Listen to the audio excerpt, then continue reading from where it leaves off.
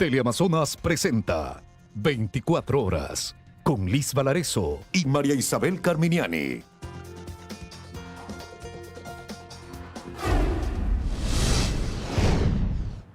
Amigos, muy buenas tardes. Arrancamos con información. Los asambleístas piden al gobierno nacional respeto a la institucionalidad tras las declaraciones del ministro de Defensa, quien señaló que hay sectores políticos que encubren al narcotráfico. Andrea Samaniego nos tiene más detalles. Te escuchamos.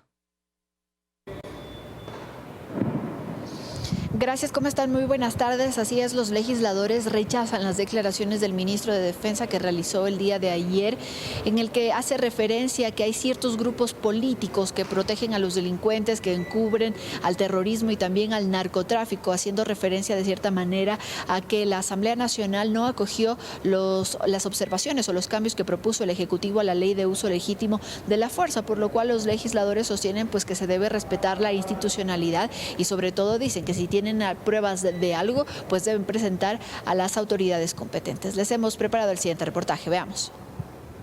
Las declaraciones del ministro de Defensa no son bien recibidas en el legislativo. Que ahí debería mantenerse el respeto a la institucionalidad. Y es que el ministro Lara hizo referencia a la última decisión del Pleno sobre la Ley de Uso Legítimo de la Fuerza, indicando que ciertos grupos políticos encubren el narcotráfico. Nosotros hemos cumplido. El gobierno es el que falla, no tiene buenos interlocutores para poder llegar a los legisladores. Aquí hay también una responsabilidad desde el gobierno. De las 21 objeciones que el presidente presentó, muchas de esas son inconstitucionales. Lamentan las declaraciones del ministro y lo instan a que dé los nombres. No solo tiene que ser una declaración, si alguien está en una posición de poder, tiene que ser la contundencia en la presentación de las pruebas y, en el caso pertinente, acudir a la Fiscalía a demostrar lo que se asevera, ¿no? Ellos conocen los nombres, ellos saben quiénes son, ellos sí quien saben, sobre todo los que gobernaron anteriormente, están claros de quiénes pactaban más con el narcotráfico y la inseguridad para mantener tranquilas las ciudades cuando realmente eso no era lo que ocurría. Y las declaraciones que ha emitido el ministro son responsables en el sentido de que es la realidad. Según el bloque de gobierno, esto no debe afectar al diálogo entre el Ejecutivo y Legislativo, que aún están terminando con ciertos detalles para su realización, posiblemente la próxima semana. En Quito, Andrea Samaniego, 24 horas. Y bien, hace pocos minutos la Asamblea Nacional en pleno aprobó un cambio en el orden del día presentado por la legisladora Mireya Pazmiño de Pachacutic, en la que propone una resolución que acoja la recomendación del Consejo de Participación Ciudadana y Control Social de posesionar a Raúl González como superintendente de bancos y compañías. Los legisladores deben debatir esta resolución para después someterla a votación y para lo cual se requieren de 70 votos. Esta es la información a esta hora de la tarde. Ustedes tienen más noticias. Muy buenas tardes. Buenas tardes también para ti, Andrea. Muchísimas gracias por ese reporte desde la Asamblea Nacional. La sesión del Consejo de Participación que el consejero de Gobierno Aparicio Caicedo prometió que se suspendería, sí se suspendió tal como lo dijo en los audios filtrados. Varios consejeros de este organismo creen que sí existió intromisión del Ejecutivo en el proceso de selección del superintendente de bancos. La prueba de que no manejamos al Consejo de Participación Ciudadana es que la sesión no se suspendió, nos dijo insistentemente el consejero de Gobierno Aparicio Caicedo, luego de que sus audios se hicieran públicos. Pero lo cierto es que la sesión de la que habla, la del 15 de julio, sí se suspendió. Siendo las 10 horas con 37 minutos, se declara suspendida la sesión y se reinstalará el día lunes. En donde le dice textualmente: te dije que se iba a suspender. Esa sesión sí se suspendió. Por diferentes motivos, por diferentes acciones. Hubo quórum, claro, pero se suspendió al fin y al cabo.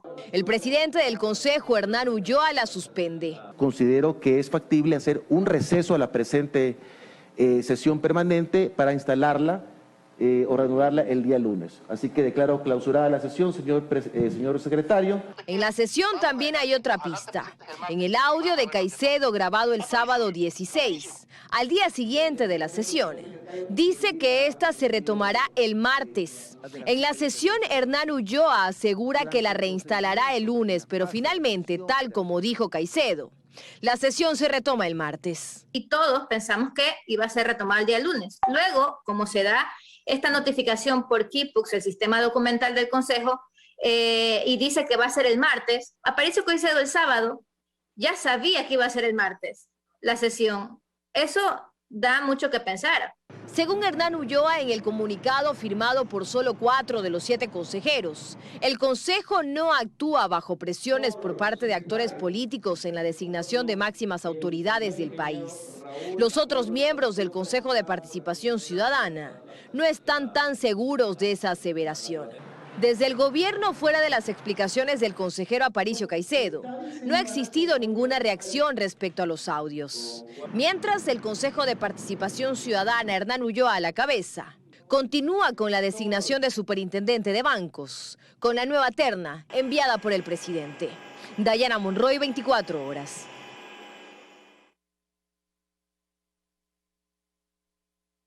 Continuamos con más. El gobierno guarda silencio frente a los últimos escándalos que se acercan al círculo cercano al presidente de la República.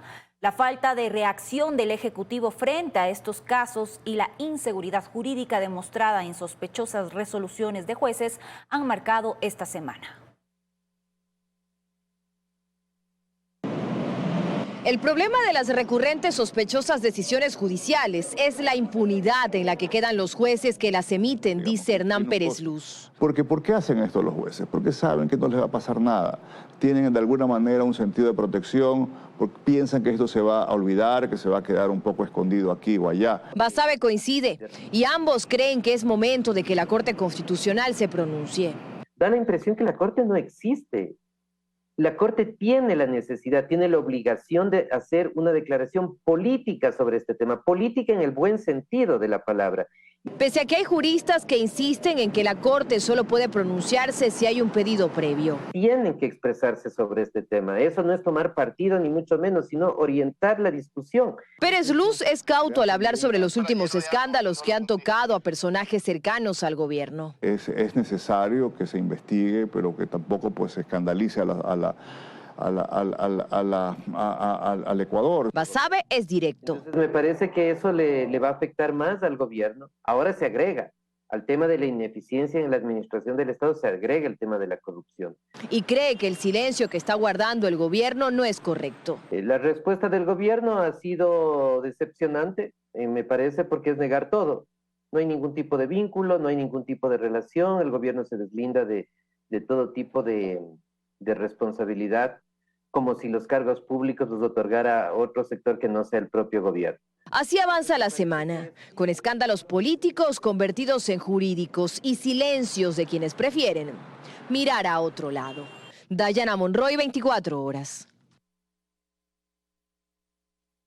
La Fundación Lucha contra la Corrupción denunció omisiones por parte de la Contraloría al supuestamente haberse negado a auditar los estados financieros del Instituto de Seguridad Social de la Policía desde el 2017.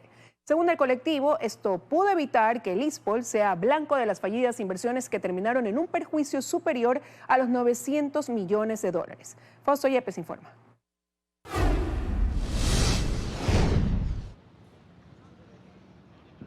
Según el Contralor General del Estado, Carlos Riofrío, las auditorías y exámenes especiales que realiza la Contraloría, en este caso a las cuentas del Instituto de Seguridad Social de la Policía Nacional, ISPOL, únicamente tienen que ver con la razonabilidad de los saldos, más no con las inversiones que pudo en su momento realizar el ISPOL. No obstante, por esta razón podría no haberse detectado estas fallidas inversiones que perjudicaron en más de 900 millones de dólares a los afiliados del ISPOL. Exactamente, el resultado hasta donde llega la competencia de la Contraloría es de verificar la razonabilidad de los saldos establecidos en los estados financieros. No incluye en este examen, porque no es competencia nuestra, verificar el tipo y destino de las inversiones que haya realizado el ISPOL. La Superintendencia de Bancos es la responsable de verificar y analizar a través de sus auditorías cuál es el tipo de la inversión y dónde se realiza la inversión. ¿Debió entonces detectar esto la Superbancos en su momento? Sí, ellos son los encargados y los responsables. Riofrío asegura que hay un proceso de auditoría en camino y para esto se han hecho 8 solicitudes de información a las autoridades del ISPOL. No obstante, insiste en que únicamente se revisan saldos, más no inversiones. La Fiscalía General del Estado anunció que un tribunal negó la petición del exdefensor del pueblo Freddy Carrión sobre la caducidad de la prisión preventiva. El tribunal consideró que la sentencia fue dictada dentro de los plazos establecidos en la ley y que no cabe este recurso. Carrión, recordemos, fue sentenciado en octubre pasado a 3 años de prisión por el delito de abuso sexual y seguirá cumpliendo la sentencia en la cárcel 4 de Quito. Con la caída del precio del petróleo, se espera que este jueves se fije un costo menor a $4 por el galón de gasolina súper, cuyo precio referencial a la fecha es de $5.20. Este 11 de agosto también debió haber salido al mercado la nueva gasolina EcoPlus de 89 octanos, pero su lanzamiento fue aplazado.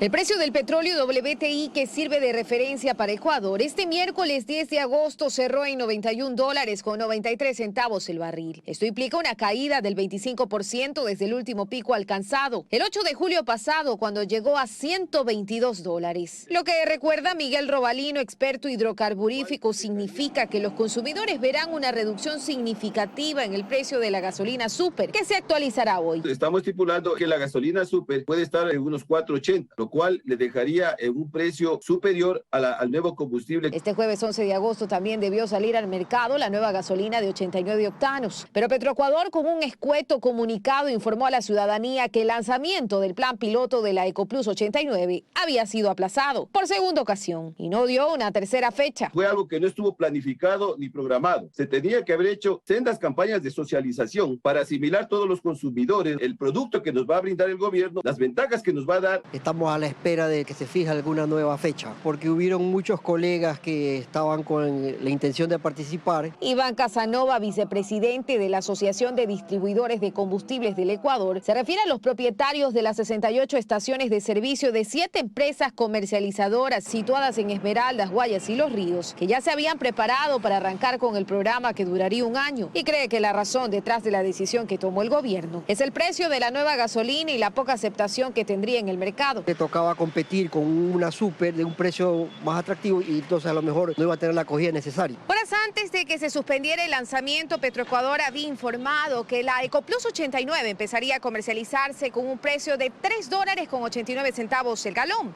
Esto como estrategia para hacerle frente precisamente al incremento mensual del costo de la gasolina súper de 92 octanos. Pues a raíz de que su precio fue liberalizado, alcanzó valores que el consumidor ecuatoriano nunca antes había pagado. Es decir, es una buena alternativa desde el punto de vista de servicio hacia el sector automotriz y hacia los consumidores. El usuario se fija básicamente en la parte económica, más que la calidad. La EcoPlus, que según se había mostrado es de color verde claro, está compuesta por 92% de gasolina nacional e importada y 8% de etanol, que es alcohol producido en el país a partir de caña de azúcar. Luisa María Heredia, 24 horas.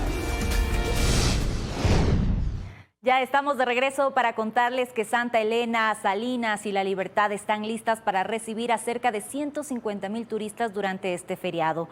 Nos enlazamos en este momento con Vanessa Robles. Ella está precisamente en Salinas para comentarnos. Hola, Vanessa.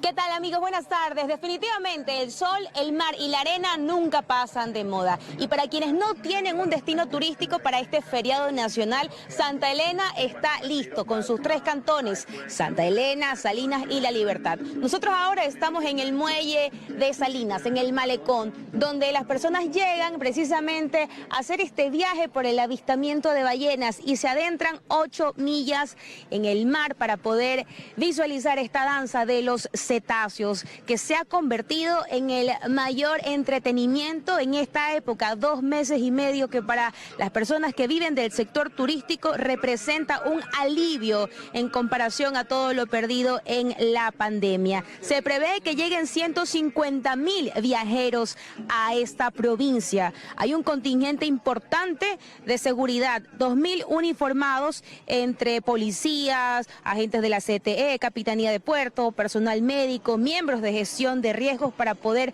dar la seguridad respectiva y que también van a estar en el interior de los balnearios que por cierto, al menos acá en Salinas rige una ordenanza municipal para el uso de las playas. Usted puede utilizarla hasta las 7 de la noche, desde las 7 de la noche hasta las 6 de la mañana está restringido el acceso y tampoco se pueden consumir bebidas alcohólicas.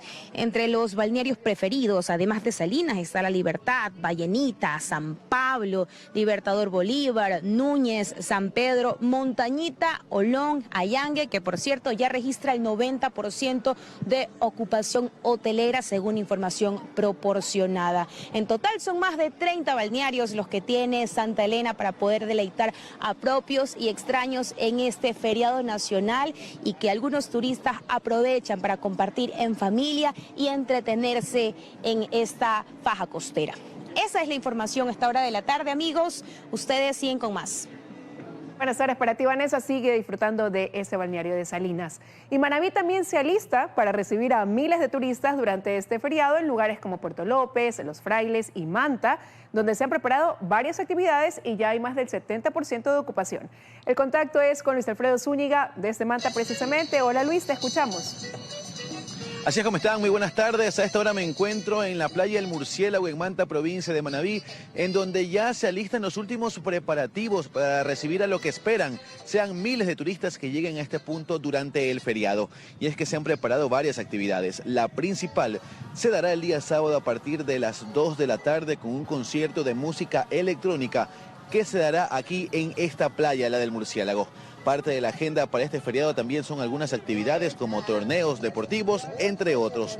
Tan solo aquí en Manta hay una capacidad de cerca de 8.000 camas y desde ya hay un 70 al 80% de ocupación y se espera, por supuesto, llegar al 100% durante el feriado. En los restaurantes que hemos recorrido también ya se han preparado con los diferentes platos típicos, donde el principal atractivo, por supuesto, son los mariscos. También se han preparado algunas promociones para que lleguen los turistas.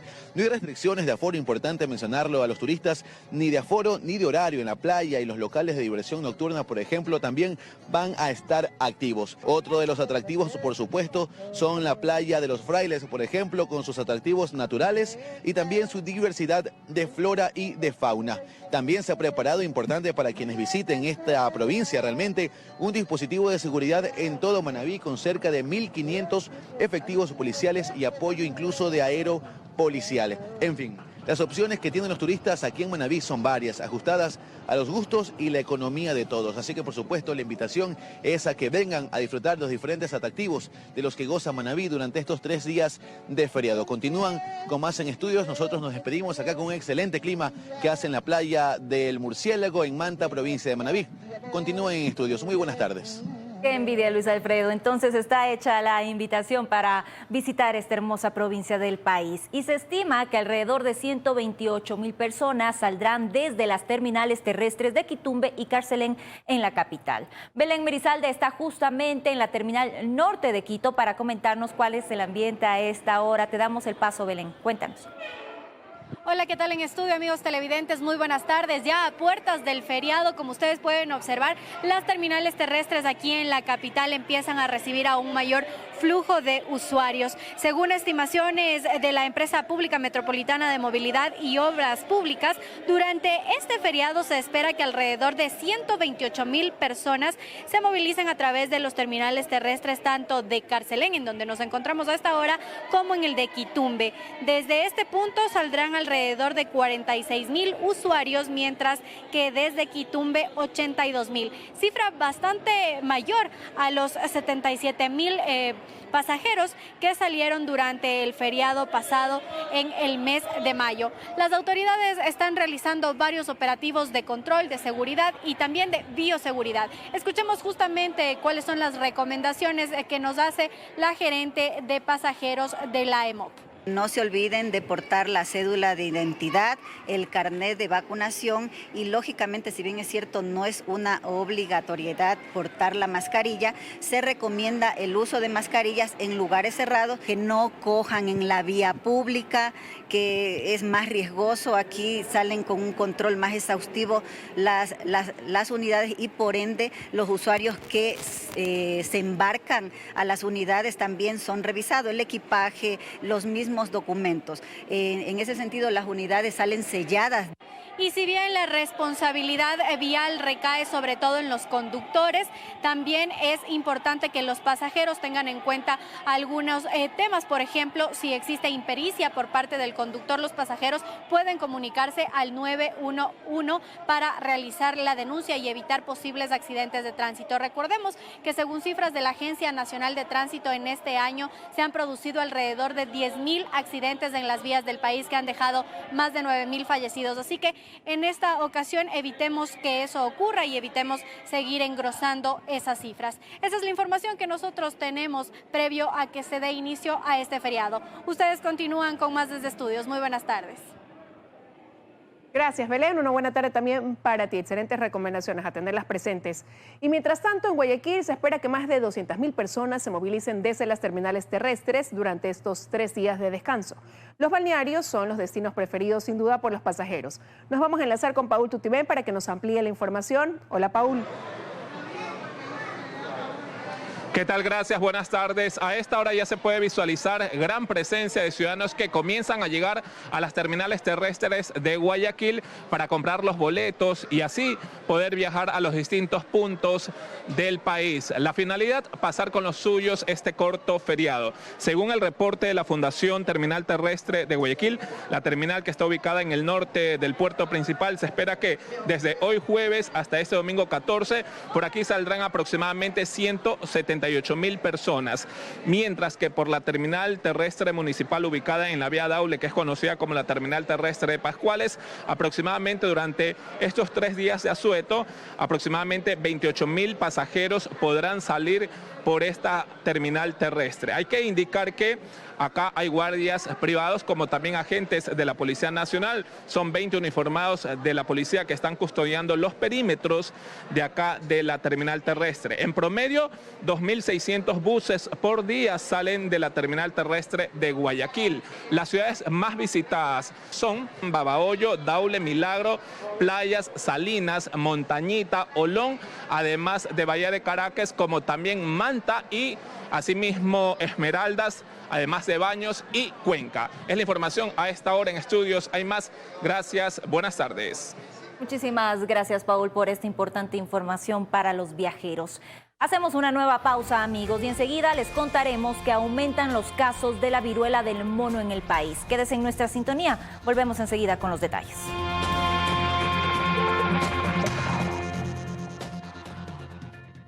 Estamos de regreso con más información. 16 casos confirmados y 1 sospechoso de la viruela del mono. Eso es lo que se ha identificado en Ecuador por parte del Ministerio de Salud. Hasta el momento descartan hablar de una epidemia. Son 16 los casos confirmados de viruela del mono en nuestro país. Es lo que dieron a conocer las autoridades de salud en rueda de prensa este jueves. Entre ellos, 2 menores de edad, uno de 9 años, residente de la provincia de Loja, y otro de Pichincha. Hay 2 casos de niños en este momento. Un caso que es exportado, es decir, que vino del extranjero y desarrolló aquí la enfermedad. Y otro caso de un niño de 9 años que está en la provincia de Loja. Que el foco de los contagios se da en Guayaquil con 5 casos, entre ellos un fallecido, Pichincha con 3, El Oro con 2, al igual que Santa Elena y Azuay, y la provincia de Loja y Los Ríos con 1 caso cada uno, y que a pesar de estos números se descarta una epidemia, sino que se trataría de un brote, que es la aparición de varios casos de una enfermedad que no existía antes en el país. Pues no estamos en una epidemia, tenemos un brote en el Ecuador y seguimos nosotros haciendo los cercos epidemiológicos precisamente para que este brote no aumente con números de casos. Se mencionó que desde la aparición del primer caso en Guayaquil, el cerco epidemiológico ha llegado hasta las 200 personas y que se trata de algo dinámico ante la realización de pruebas confirmatorias. Un caso adicional se encuentra en sospecha. Él mismo residiría en Guayaquil y estaría dentro de los 5 a 7 días en donde se manifiestan los síntomas de la enfermedad, como son las vesículas de forma generalizada, pero sobre todo en manos y pies, y están a la espera de resultados de las pruebas. A nivel mundial, se han reportado más de 28.000 casos de viruela del mono en 88 países. Valerie Villalba, 24 horas. Como ya escuchamos, autoridades de salud confirmaron el primer caso de contagio de viruela del mono en Loja. Se trata de un menor de edad quien llegó desde Quito para pasar vacaciones y días antes realizó turismo con su familia en Los Ríos. María del Rocío Coronel de inmediato nos tiene los detalles. Te escuchamos.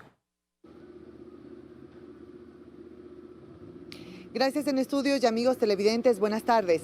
Según las autoridades sanitarias, este es el segundo caso de un menor de edad contagiado de viruela del mono a nivel del país, de los 16 que existen confirmados. El Ministerio de Salud Pública confirmó el primer caso de viruela del mono en la provincia de Loja. Se trata de un niño de 9 años de edad que presentó síntomas relacionados con esta enfermedad como vesículas. Según las autoridades, el contagio es un caso importado, pues el menor, junto con su familia, llegó a esta provincia para pasar vacaciones. Lesiones ya evidentes alrededor del 5 de agosto. El día 8 se secuenció y ayer el resultado. Desde ese entonces, sus familiares están en un círculo epidemiológico y el niño está en aislamiento domiciliario. Este es el segundo caso de contagio registrado en un menor de edad a nivel del país y según el seguimiento se pudo haber contagiado en la provincia de Los Ríos, en donde realizó turismo con su familia. Hasta el momento en el Ecuador se registran 16 casos confirmados y un sospechoso. 5 personas residen en Guayas, 3 personas en Pichincha, 1 persona en Loja o actualmente está viviendo en Loja, 1 persona en Los Ríos, 3 personas en El Oro, 2 personas en Santa Elena y 2 personas en Azuay. En cuanto a la multitudinaria romería de la Virgen del Cisne que se realizará el 17 de agosto en Loja, las autoridades afirman que no se suspenderá por este contagio que, según afirman, está controlado. No sé cómo se dé la curva epidemiológica hasta ese entonces, pero no creo por ahora que la romería vaya a suspenderse. Sí creo que la ciudadanía debe concienciar y protegerse. Hasta el momento solo se ha registrado el fallecimiento de 1 persona con viruela del mono en el país, por lo que el Ministerio de Salud Pública instó a la población a mantener las medidas de bioseguridad y ante la presencia de síntomas acudir al médico de forma inmediata. Con cámaras de Mateo Castillo, María del Rocío Coronel, 24 horas. Un dato importante proporcionado por el Ministerio de Salud Pública es que la mayoría de contagios de viruela del mono en nuestro país se habían generado por transmisión sexual. Esta es la información desde el sur del país. Continúen en estudios. Buenas tardes. Buenas tardes también para ti, María del Rocío. Muchísimas gracias por ese reporte. Y se desarrolla en Manabí la audiencia de flagrancia a los detenidos presuntos responsables del asesinato del periodista manabita Gerardo Delgado. A los sicarios se les habría pagado $2.000 para cometer el crimen. Las muertes violentas no paran. En esta ocasión la víctima se trata del conocido periodista manabita Gerardo Delgado.